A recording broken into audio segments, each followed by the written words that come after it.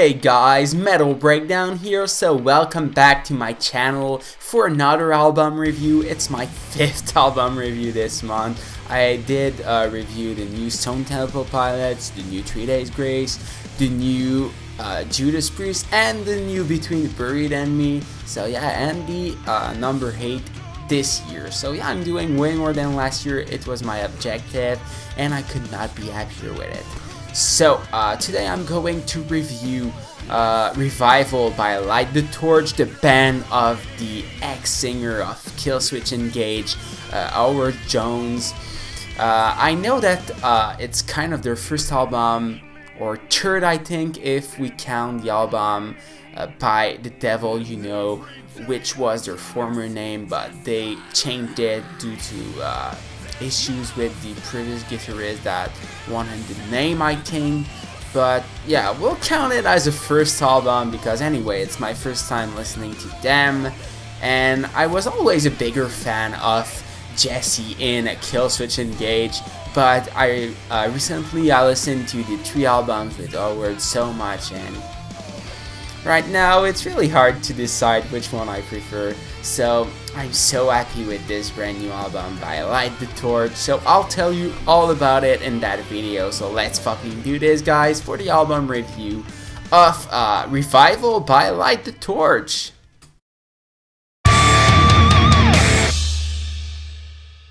Anyway, sorry guys, I was supposed to upload this earlier today, but I had so many problems with my computer, but now it seems okay, so I'm finally going to do that fucking review. In that album review, I'll talk mainly about my 5 favorite songs on the album, but it was really hard to make a top 5 because of how good the album is. And yeah, I'll go with some honorable mentions before I start with my top 5, but even there, I don't dislike any tracks on the album, so even the honorable mentions, it was hard to pick some song. But I went with The God I Deserve, Raise the Dead, The Safety of Disbelief, and The Bitter End. Now, with my fucking top 5, in the 5th position, I went with The Sound of Violence. This song has the best name ever because it's definitely the most violent song on the album, so yeah, the name fits so well.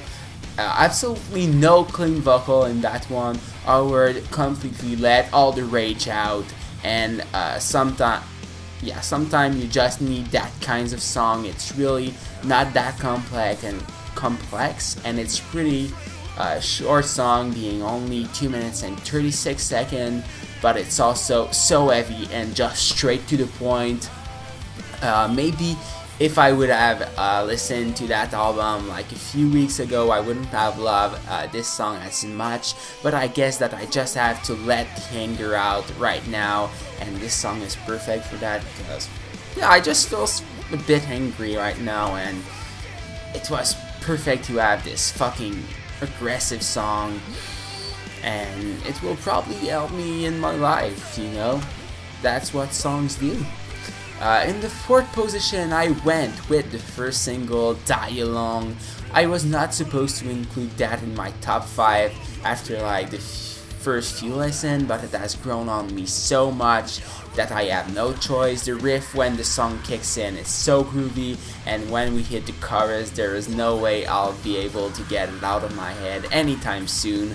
Also the part where Howard sorry, says, for every broken soul, for every broken fate, it reminds me so much of his time in Killswitch Engage, and it just feels so good.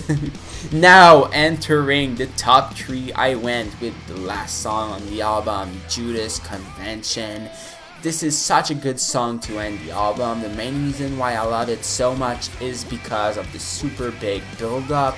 It starts super slow and you think it will only be some kind of outro, but when you hear the drum and near the 1 minute mark, you know right away you were wrong. It's like, and you know the song will be a fucking banger. Francisco delivers probably my favorite riff on the album at that point. Not really that fast, but it has something really special and catchy to it. When you reach the chorus, everything explodes when Howard starts screaming, and without that phenomenal chorus, it would probably be haven't made my top 3 because that chorus is that good, and with the combination of everything, it just makes a perfect song, you know? After that, in the second position in my top 5, I went with Virus. This is probably the grooviest song on the album and just sounds so good. For some songs, it took a few listens before they grow on me. Dialone is a good example, but I love this one. Even on the first listen, the part like right before the chorus when he starts screaming, it's just incredible. As soon as the chorus ends, the big groovy riff strikes again, and you cannot do anything other than headbang as much as you can. It also contains an epic breakdown when Howard is screaming something like, "Don't let the virus spread," and it's just so fucking good. And now, in the first position, my favorite song on the album, Calm Before the Storm. This is the song that made me so hyped for this album, so I had no choice other than to put it pretty high in my top 5. Yeah, of course, it's in the first position, so it's definitely pretty high. The chorus is simply so fucking huge. If you thought the one for Dialone was huge, listen to this one. It will blow you away. Howard Jones is definitely the king of chorus, like for big vocals, hook, and everything. It's insane. It's bringing you in a complete new world. I cannot wait to listen to that song again because of how good it is. Also, this might sound really depressive, but I can relate to these lyrics so much when he's saying the days are growing long and you do not know what you're fighting for, because you know, just with school, with work, with everything bad in life, why do we keep going on? It will be like I'm suicidal. I'm not, don't worry, but sometimes I just wonder, why do we do that for like a lot of pain and suffering for a small amount of fun time? Is that worth it? Anyway, great lyrics in that song. I dig them a lot. And now the big question, because Killswitch Engage with Jesse Leach also have a new album coming out this year. Will they be able to do better than this album Revival by Light the Torch?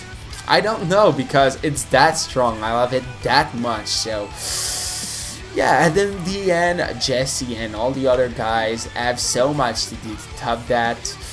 They can do it, I'm sure they can, because they're fucking Killswitch Engage, one of my favorite bands. But it will be hard because that album is something. Also, make sure to pick up that album if you have the chance, because they need your support. Light the Torch is not as big, near as big as Killswitch Engage, so if you have the chance to buy it on their website or in your local CD store, just do it.